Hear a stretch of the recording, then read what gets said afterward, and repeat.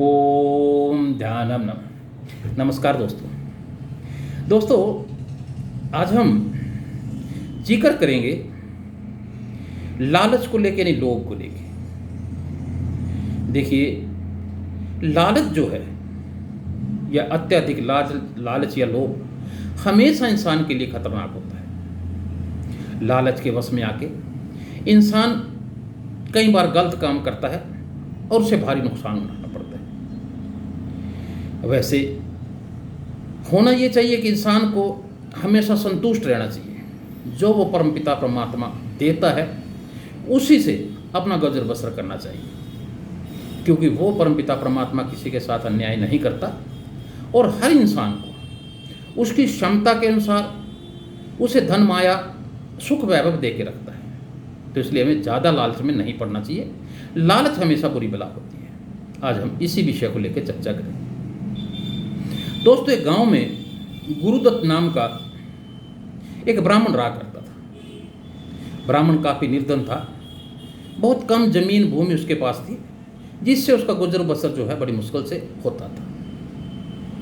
एक बार ब्राह्मण अपने खेत में एक पेड़ के नीचे विश्राम कर रहा था, तो उसने नज़दीकी देखा कि एक सांप का बिल, जिसे हम सांप की बम्बी भी कह देते हैं, वो थी वहाँ पे। और कुछ देर के लिए सांप बाहर आया और बिल के अंदर वो चला गया। ब्राह्मण ने सोचा कि हो ना हो यही मेरे इन खेतों का देवता है, यानी क्षेत्रपाल है, मुझे इसकी आराधना और पूजा करनी चाहिए। हो सकता है ये मेरे से रुष्ट और इसीलिए मेरा काम ना ज़्यादा चलता। ब्राह्मण कहीं से दूध मांग के लेके आया और एक कटोरी में डाल के वो बिल के पास रुक के चला गया। अगली सुबह जब ब्राह्मण वहाँ दोबारा आया तो उसने देखा कि जो दूध था वो उस सांप ने शायद पी लिया था। एक स्वर्ण मुद्रा, एक सोने का सिक्का उस कटोरे में रखा हुआ था। ब्राह्मण को बड़ी प्रसन्नता होती, बड़ा खुश होता है। ब्राह्मण वो सिक्का अपने पास रख लेता है और दोबारा उसमें दूध डाल के चला जाता है। अगली सुबह फिर जब वो इसी काम के लिए, पूजा अर्चना के लिए आता है, तो फिर उसे वहाँ सोने का एक सिक्का मिलता है। ये क्रम जो है काफ़ी समय तक चलता है और ब्राह्मण की गरीबी जो है कुछ कम होती है और उसका गुजर बसर जो है ठीक होने लगता है। एक बार हुआ यूँ कि उस ब्राह्मण को किसी काम की वजह से बाहर जाना पड़ा और वो इस काम के लिए अपने बेटे की ड्यूटी लगा के गया कि आपने इस काम को करना, कि वहाँ खेत में जाना है और पेड़ के नीचे एक सांप का बिल है, वहाँ आपने कुछ नहीं करना, ये दूध रख के आ जाना है। अब उसके पुत्र ने ऐसे ही किया और वो जो दूध रख के आया, जब अगली सुबह रखने गया तो उसको वहाँ एक सोने की मुद्रा मिली। तो उसके ब्राह्मण के बेटे को लालच आ गया कि क्यों हो सकता है कि जो स्वर्ण मुद्रा यहाँ एक मिली है इस सांप के बिल से, कि बड़ा सोने का भंडार इसके नीचे हो सकता है।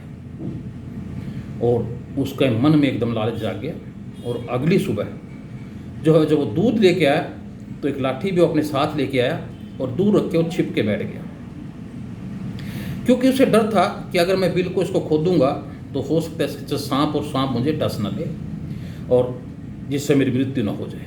वो छुप के बैठ गया। जैसे ही सांप बाहर आएगा तो मैं उसके ऊपर लाठी से वार करके उसे मार दूंगा और फिर खोद के इससे सारी स्वर्ण मुद्रा जो है इसके नीचे से निकाल दूंगा। जैसे ही सांप बाहर आया, वो घात लगा के बैठा था ब्राह्मण का लड़का, और सांप के ऊपर जैसे ही उसने वार किया, सांप तो उस वार से बच गया, लेकिन सांप ने उस लड़के को काट लिया और ब्राह्मण की लड़की की वहीं मृत्यु हो गई। तो दोस्तों, लालच जो है हमेशा, मैंने बताया, बुरी बला होती है।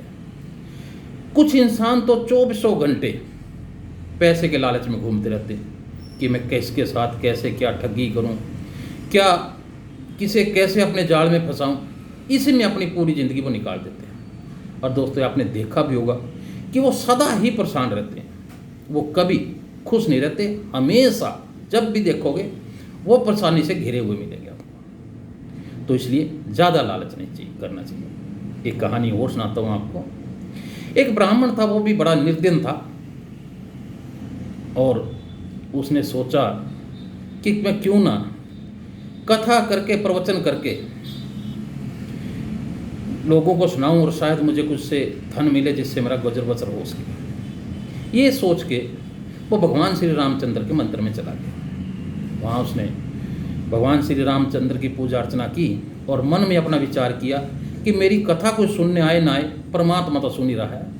ये विचार करके अपने मन में बात धारण करके ब्राह्मण ने वहाँ कथा शुरू कर दी। दोस्तों, कथा में बहुत कम लोग आते थे और बहुत ही कम चढ़ावा जो उसके अंदर चढ़ता था।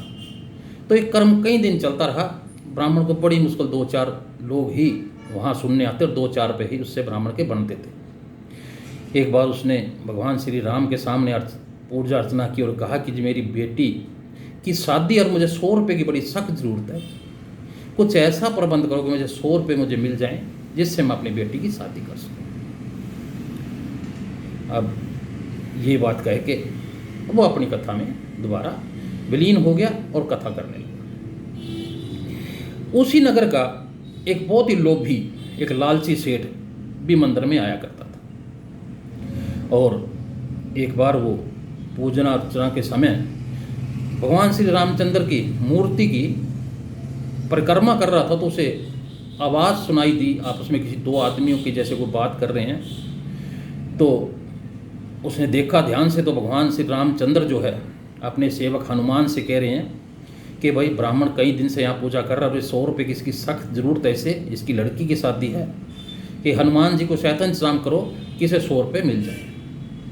ये सुन के उस सेठ के मन में लालच आ जाता है कि भाई भगवान श्री रामचंद्र ने कहा तो इस ब्राह्मण को 100 रुपये जरूर मिलेंगे। और वो लोभवश लालचवश ब्राह्मण के पास जाता है और ब्राह्मण से कहता है कि जो मुझे पता लगा है कि आपकी लड़की की शादी है और मैं इसके लिए आपको 50 रुपये दूंगा, लेकिन मेरी एक शर्त है कि आपके इस कथा में जितना भी दान आता है, चढ़ावा आता है, वो मुझे देना पड़ेगा आपको। ब्राह्मण ने सोचा कि लड़की की शादी तो करनी ही है और वैसे भी 2-4 रुपये 5 रुपये से ज़्यादा होते नहीं। तो उसने कहा जी ठीक है जी, मैं आपको जितना भी चढ़ावा आएगा मैं वो दान जो आपको दे दिया करूँगा। और शर्त के मुताबिक उसने सेठ ने कहा ठीक है जी, मैं कल आपको 50 रुपये दे दूँगा। उसको सेठ को ये था कि हनुमान जी जो है इसको ज़रूर 100 रुपये आज ही दे देंगे और मैं इससे 50 की जगह 100 रुपये से जो है वो मांगूंगा, क्योंकि चढ़ावे के शर्त के अनुसार वो सारे पैसे उसको देने होते हैं। अगले दिन जो है वो सेठ आता है और 50 रुपये ब्राह्मण को दे देता है। और शाम होते ही फिर दोबारा आता है, पंडित जी से पूछता है कि बताओ कितने पैसे आज आपके इकट्ठे हुए। ब्राह्मण कहता है जी मेरे पास तो 5-7 रुपये, वही बहुत कम लोग सुनने आए और 5-7 रुपये ही है। ये सुन के सेठ को बड़ा क्रोध आता है कि भी हनुमान जी ने तो कहा था इसको आज मैं 100 रुपये दे दूंगा। ये सोच के वो बड़े गुस्से से लाल होके वो मंदिर के अंदर जाता है और हनुमान की मूर्ति को बड़ी जोर से धक्का मारता है। लेकिन जैसे ही धक्का मारता है उसका हाथ जो है उस मूर्ति से चिपक जाता है। अब बड़ी कोशिश करता है छुड़ाने की, लेकिन वो छूटता नहीं। और इतने में फिर उसे आवाज़ आती है कि 2 लोग बात कर रहे हैं और भगवान श्री रामचंद्र उनसे कह रहे हैं हनुमान जी से कि भी मैंने कल आपको एक काम कहा था कि इस ब्राह्मण को आपने पैसे देने हैं 100 रुपये, तो आपने दिए कि नहीं दिए। तो हनुमान जी भगवान श्री राम को कह दिए, बताते हैं कि जी मैंने 50 रुपये तो सेठ से जो मैंने इनको पकड़ रखा है दिलवा दिए हैं, 50 का इंतज़ाम भी मैं और जल्दी करवा दूँगा। अब वो सेठ बड़ी कोशिश करता, बात सुन लेता है, लेकिन वो हाथ उसका छूटता नहीं। अब सेठ के मन में ख्याल आता कि भाई जो अगर और लोगों ने मुझे ऐसे देख लिया, वो हाथ यहाँ मेरा चिपका हुआ, तो मेरी शहर में बड़ी बेइज्जती होगी और लोग मेरे इसका उपहास उड़ाएंगे, मेरा मजाक उड़ाएंगे। तो वो कहता है हनुमान जी मैं अभी 50 तो मैंने दे दिया, 50 रुपये मैं और पंडित जी को दे दूंगा, कृपया करके मेरा हाथ छोड़ दें। तो हनुमान जी कहते पक्का देने पड़ेंगे पैसे।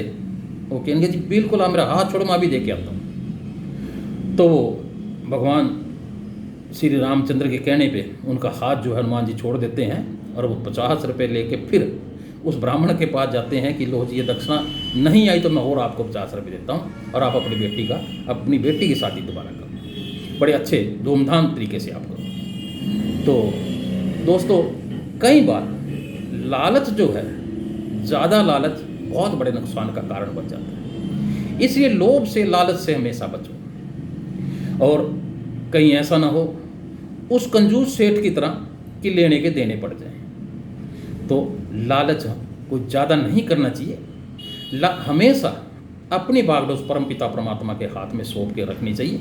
जैसे उस कथा करने वाले ब्राह्मण ने श्री रामचंद्र के सामने अर्जी लगाई थी कि भाई कोई अगर मेरी कथा नहीं सुनेगा तो कम से कम भगवान तो सुनेंगे। तो हमेशा भगवान को, परमपिता परमात्मा को मन में बसा के रखना चाहिए, क्योंकि वही सबके काम पूरे करते हैं और किसी का कोई काम रुकने नहीं देते।